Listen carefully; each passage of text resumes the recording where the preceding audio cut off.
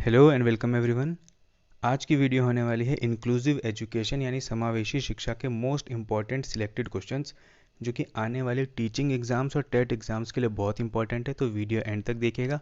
अगर आप किसी भी टीचिंग एग्जाम या टेट एग्जाम की प्रिपरेशन कर रहे हैं तो चैनल को सब्सक्राइब कर लीजिए। अब हम चलते हैं वीडियो की तरफ। Question number 1, mental health act यानी मानसिक स्वास्थ्य अधिनियम किस वर्ष में पेश हुआ? ऑप्शन ए 1987, बी 1988, सी 1989 या डी 1990। तो करेक्ट आंसर है 1987 में। क्वेश्चन नंबर 2, सक्सेसफुल इंक्लूजन यानी सफल समावेशन के लिए किस चीज़ की ज़रूरत है? पहला, क्षमता निर्माण की कमी की। दूसरा, या फिर माता पिता की कोई भागीदारी ना हो। तीसरा, अलगाव या सेग्रीगेशन। या डी सेंसिटाइजेशन या संवेदीकरण। तो करेक्ट आंसर है ऑप्शन डी सेंसिटाइजेशन यानी संवेदीकरण। लोगों को जागरूक करने की ज़रूरत है। क्वेश्चन नंबर 3, स्पेशल एजुकेशन यानी विशेष शिक्षा किसकी शिक्षा से संबंधित है? ऑप्शन ए शेड्यूल्ड ट्राइब यानी अनुसूचित जनजाति, बी द हैंडीकैप्ड यानी विकलांग जिनको हम दिव्यांग भी कह सकते हैं, ऑप्शन सी गिफ्टेड चिल्ड्रन यानी प्रतिभाशाली बच्चे, या डी ड्रॉप आउट गर्ल्स जो स्कूल छोड़ देती हैं वो गर्ल्स। तो सही जवाब है स्पेशल एजुकेशन होता है विकलांग या फिर दिव्यांग स्टूडेंट्स के लिए। क्वेश्चन नंबर 4, इंक्लूसिव एजुकेशन में हमें किस चीज़ को फिट करने के लिए किसे बदलने की ज़रूरत है? ऑप्शन ए बच्चे को फिट करने के लिए सिस्टम बदलना है, बी सिस्टम के लिए बच्चे को बदलना है, सी एनवायरनमेंट के लिए यानी पर्यावरण के लिए परिवार को बदलना है, या डी बच्चे के लिए पर्यावरण को बदलना है। तो करेक्ट आंसर है ऑप्शन ए, हमें बच्चे के लिए सिस्टम को बदलना है। क्वेश्चन नंबर 5, डिसलेक्सिया किसमें समस्या से संबंधित है?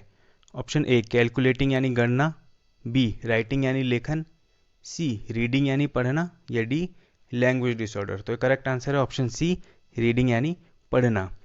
इस क्वेश्चन को दूसरे तरीके से भी पूछा जा सकता है कि एक बच्चा स्मॉल बी को डी पढ़ता है तो उसे कौन सा डिसऑर्डर है? तो करेक्ट आंसर होगा dyslexia.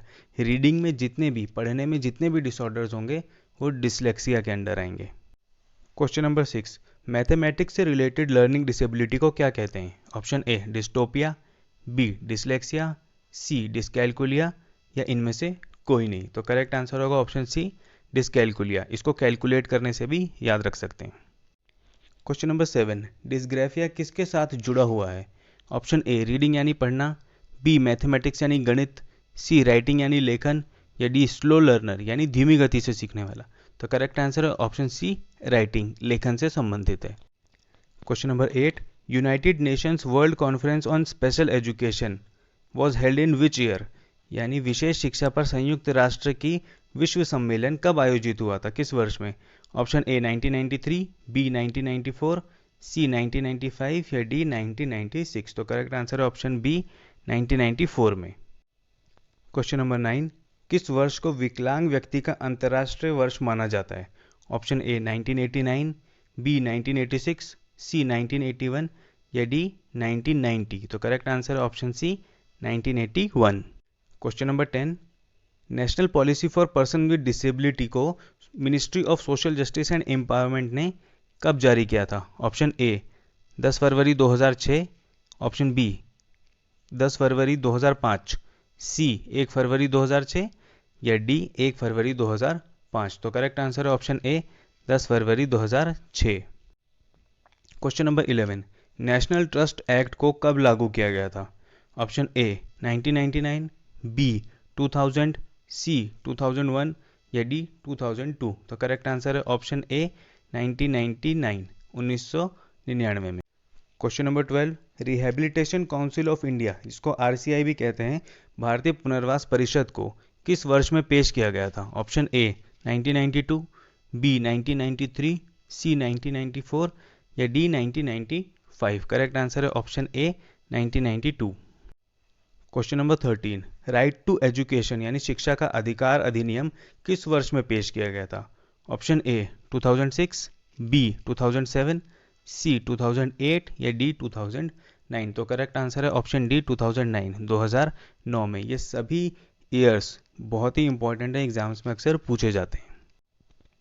Question number 14, PWD act यानी पर्सन विद डिसेबिलिटी एक्ट 1995 के अनुसार डिसेबिलिटी यानी विकलांगता की श्रेणी में आने के लिए मिनिमम यानी कम से कम डिसेबिलिटी कितनी होनी चाहिए? ऑप्शन ए 35%, बी 40%, सी 45% या डी 50%। तो करेक्ट आंसर है option B 40%। Question number 15, humans इनमें से किस फ्रीक्वेंसी रेंज को सुन सकते हैं?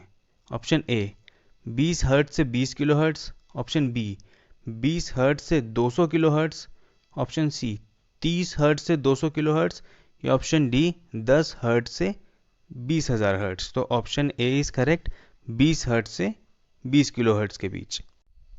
क्वेश्चन नंबर 16, 20 से 35 के बीच का आईक्यू रेंज किस डिग्री की मंदता यानी डिसेबिलिटी को दर्शाता है? ऑप्शन ए माइल्ड यानी हल्की, बी मॉडरेट यानी मध्यम, सी सिवियर यानी गंभीर, डी प्रोफाउंड यानी गहरा। तो करेक्ट आंसर है ऑप्शन सी सिवियर यानी गंभीर। इसके अलावा और आईक्यू रेंजेस भी पूछे जाते हैं। तो माइल्ड यानी हल्के के अंदर आता है 52 से लेके 69 के बीच, मध्यम के अंदर आता है 36 से लेके 51 के बीच, गंभीर 20 से 35 के बीच और गहरा 19 से कम IQ.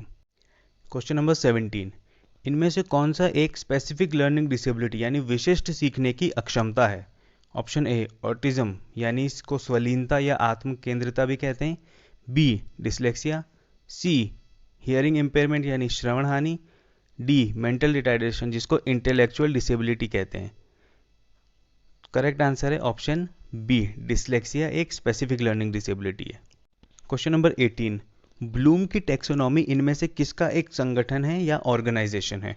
Option A achievement goals यानी उपलब्धि लक्ष्य, बी करिकुलम डिक्लेरेशन यानी पाठ्यचर्या घोषणाएं, सी रीडिंग स्किल्स यानी पढ़ने के कौशल, डी कॉग्निटिव ऑब्जेक्टिव यानी संज्ञानात्मक उद्देश्य।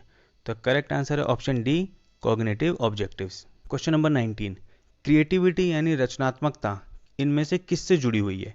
ऑप्शन ए इमिटेशन यानी नकल करने से, बी मॉडलिंग, सी कन्वर्जेंट थिंकिंग यानी अभिसरण सोच या डी डाइवर्जेंट थिंकिंग यानी अलग सोच। तो करेक्ट आंसर है ऑप्शन डी डाइवर्जेंट थिंकिंग यानी अलग तरह की सोच। क्वेश्चन नंबर 20, गिफ्टेड चिल्ड्रन यानी प्रतिभाशाली बच्चों के लिए इनमें से कौन सी शिक्षण योजना अपनाई जानी चाहिए? ऑप्शन ए सेपरेट स्कूल यानी अलग स्कूल, बी माइक्रो टीचिंग यानी सूक्ष्म शिक्षण, सी एनरिचमेंट प्रोग्राम यानी संवर्धन कार्यक्रम, डी नन ऑफ दीज यानी इनमें से कोई नहीं। तो करेक्ट आंसर है ऑप्शन सी एनरिचमेंट प्रोग्राम्स जिसमें अलग अलग एक्टिविटीज़ करके बच्चों को सिखाया जाता है। आफ्टर स्कूल एक्टिविटीज़ भी एनरिचमेंट प्रोग्राम्स के अंदर आती हैं। क्वेश्चन नंबर 21, ब्रेल मेथड या टेप रिकॉर्डिंग मेथड किन बच्चों के लिए इस्तेमाल किया जाता है? तो ऑप्शन ए लर्निंग डिसेबल्ड स्टूडेंट्स के लिए, बी हियरिंग इम्पेयरमेंट यानी श्रवण बाधित छात्र के लिए, सी विजुअल इम्पेयर्ड यानी दृष्टिबाधित छात्र या डी फिजिकली हैंडीकैप्ड यानी शारीरिक रूप से अक्षम छात्र। तो करेक्ट आंसर है ऑप्शन सी दृष्टिबाधित छात्र यानी विजुअली इम्पेयर्ड स्टूडेंट के लिए ब्रेल और टेप रिकॉर्डिंग यूज की जाती है। क्वेश्चन नंबर 22, एक क्रिएटिव स्टूडेंट यानी रचनात्मक छात्र की पहचान कैसे की जा सकती है? Option A by giving correct answer, वो सही उत्तर देता है, option B drawing on board, वो बोर्ड पर ड्राइंग करता है, सी एक्सप्रेसिंग ओरिजिनल आइडियाज, वो अपने मूल विचारों को व्यक्त करता है, या option D arguing with others wistfully यानी दूसरों के साथ समझदारी से बहस करता है। तो करेक्ट आंसर है option C expressing original ideas, वो अपने मूल विचारों को व्यक्त करता है। क्वेश्चन नंबर 23, क्लासरूम मैनेजमेंट यानी कक्षा प्रबंधन के लिए मुख्य रूप से कौन जिम्मेदार है? Option A principal, B class teacher, C students या डी सुपरवाइजर। तो करेक्ट आंसर है ऑप्शन बी क्लास टीचर यानी कक्षा शिक्षक। क्वेश्चन नंबर 24, इनमें से कौन सी चीज रचनात्मक विकास में सहायक नहीं है? ऑप्शन ए प्लेइंग गेम्स खेल खेलना, बी लेक्चर यानी व्याख्यान या भाषण विधि, सी स्टोरी राइटिंग या डी एक्सपेरिमेंट प्रयोग करना। तो करेक्ट आंसर है ऑप्शन बी लेक्चर यानी भाषण देना क्रिएटिविटी को नहीं बढ़ाता। क्वेश्चन नंबर 25, प्रॉब्लम चाइल्ड यानी जिसे समस्यात्मक बच्चा भी कहा जाता है वो कौन होता है, जिसके पास क्या होता है? Option A an unsolved problem, एक अनसुलझी समस्या, बी ओवर प्रोटेक्टिव पेरेंट्स यानी सुरक्षात्मक माता पिता, सी पुअर होम इन्वायरमेंट, उसका घर का पर्यावरण अच्छा नहीं होता, डी पुअर हेरिडिटी या फिर उसकी आनुवांशिकता सही नहीं होती। तो करेक्ट आंसर है option A an unsolved problem, problem बच्चा तब क्रिएट करता है जब उसकी कोई समस्या सुलझी हुई ना हो। अब ये कुछ फुल फॉर्म्स हैं जो कि इंक्लूसिव एजुकेशन में अक्सर पूछी जाती हैं, तो एग्ज़ाम के पॉइंट ऑफ व्यू से बहुत इंपॉर्टेंट है। पहली है आइडिया।